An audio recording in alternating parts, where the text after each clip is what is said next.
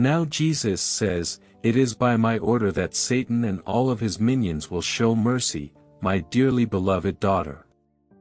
They are nothing in front of me, Jesus Christ, the Son of Man, despite all of their strength.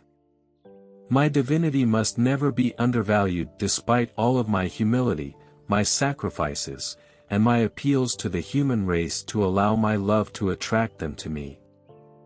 I am all-powerful and my kingdom shall rule eternally, with or without man, who possesses free will and, as a result, has the option to obey or not, thus my strength must never be misinterpreted."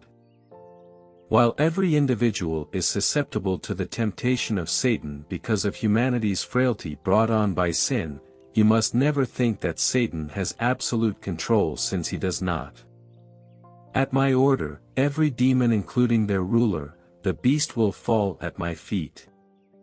Do you not realize that?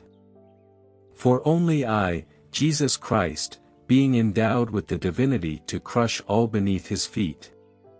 You must all come to me if you want to receive God's favor. I cherish you. I pull you toward me. Please, I beg you. I bow down before you. Before I passed away, I let myself be dragged through the muck and along the ground for you. You'll soon be facing me. You'll eventually come to appreciate God's might on the day of judgment, and you'll then know what it's like to meet my divine light head-on. My light is so strong that only those who are pure and modest can resist it. When you hide your faces from me, it will drive many of you to the ground. Even though very few of you are ready to stand before me, I will draw you closer to me until you do so as you were intended to, standing there in complete submission to me. Your capacity for free will expire on that day. Your Jesus, the Son of God, will judge the living and the dead on this day of judgment, often referred to as the Last Judgment, before destroying the previous, sin-corrupted heaven and earth. Sin is anything that goes against God's law and will. Sin is the violation or misuse of God's rules. Humanity is damaged and partially driven by the immoral urges that exist in everyone, since the desire to sin is a part of human nature. This is a result of the Garden of Eden's original sin.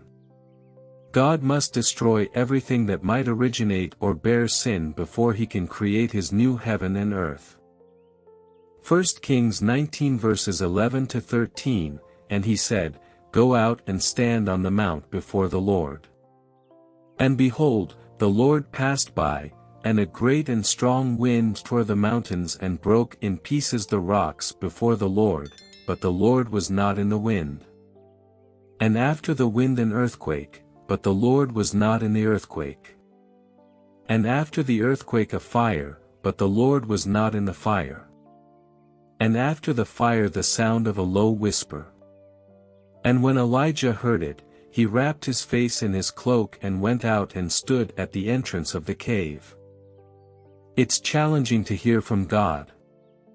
We have preconceived notions about how he should sound, and when those preconceived notions aren't realized, we could wonder if we truly heard God speak. How can we be certain that we are hearing God's voice instead of our ideas or the devil's falsehoods when there are so many voices yelling at us, social media, television, friends, family, or even the sermons we hear at church? This is a difficult endeavor, but by studying Elijah's experience and the experiences of many biblical individuals, we may gain an understanding of what the voice of God sounds like, how to recognize it, and how to know when the Lord is speaking to us. With good reason, a lot of people believe that the Lord only speaks through loud shouts. In books like Job and Revelation, when God or the author of the book portrays God's voice as thundering, we find God's voice characterized in the Bible as such. Does that imply that God only speaks through thunderous shouts? While God does speak in this manner, this is not the only method God communicates. If you listen closely enough, you can occasionally hear his voice as a whisper in your head or heart. In 1 Kings 19, when Elijah was standing on a mountain and heard God speak to him, he serves as an example of this.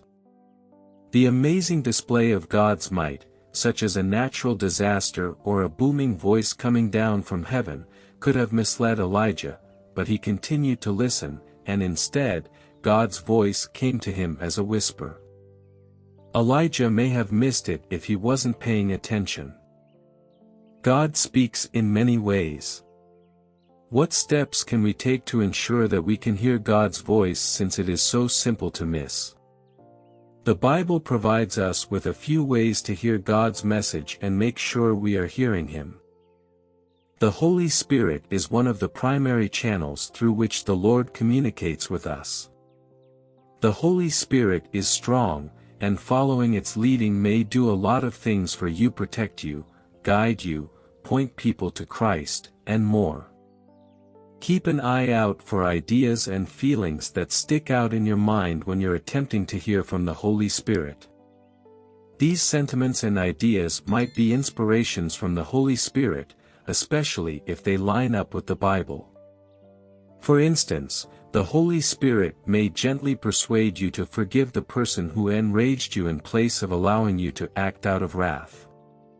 The Holy Spirit might lead you differently than you would have otherwise followed if you take your time and pay attention to this sensation. Another illustration is when the Holy Spirit prompts you to share Jesus with someone. The Holy Spirit is trying to use you to point someone else to Christ if you are talking to someone and feel compelled to ask them about their beliefs or bring up Jesus. Once the incident has occurred, if you listen to the Holy Spirit, you could be amazed at where you are right now. You could have unintentionally persuaded someone to attend church or nearly escaped a dire circumstance. You could have even prevented a relationship from ending. Either way, you'll experience pleasure and serenity if you follow the Holy Spirit.